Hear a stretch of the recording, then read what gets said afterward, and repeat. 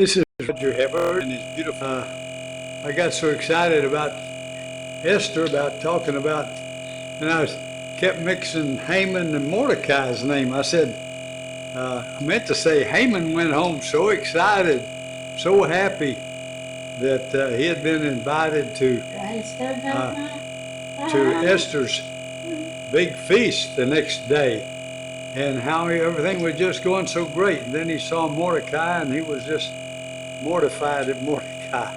I kept saying, interchanging them. Sorry about that.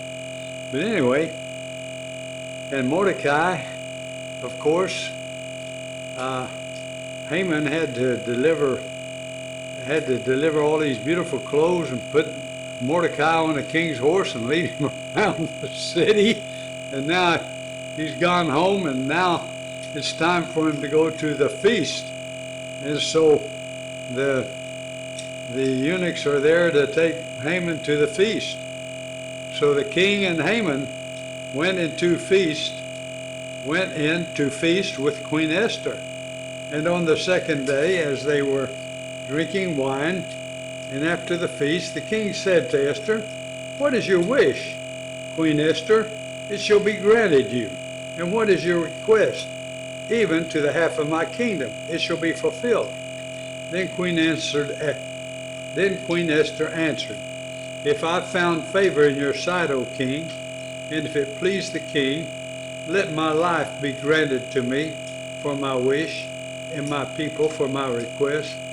For we have been sold, I and my people, to be destroyed, to be killed, and to be annihilated. If we have been sold merely as slaves, men and women, I would have been silent, for our affliction is not to be compared with the loss to the king." Then King Ahasuerus said to Queen Esther, "Who is he, and where is he who has dared to do this?" And Esther said, "A foe and enemy, this wicked Haman."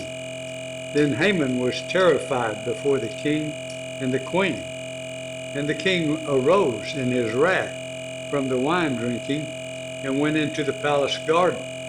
But Haman stayed to beg for his life from Queen Esther, for he saw that harm was determined against him by the king.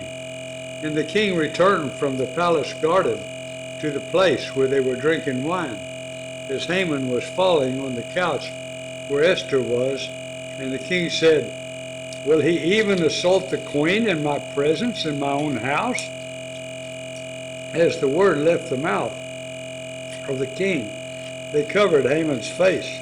Then Harbona, one of the eunuchs in attendance on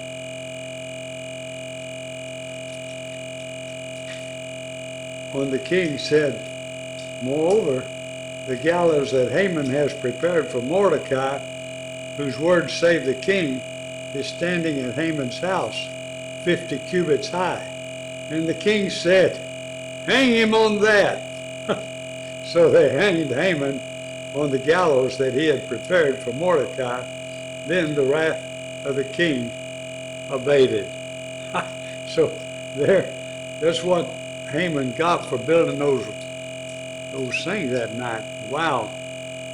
And now they still got a lot of work to do, because it's not over yet. All right.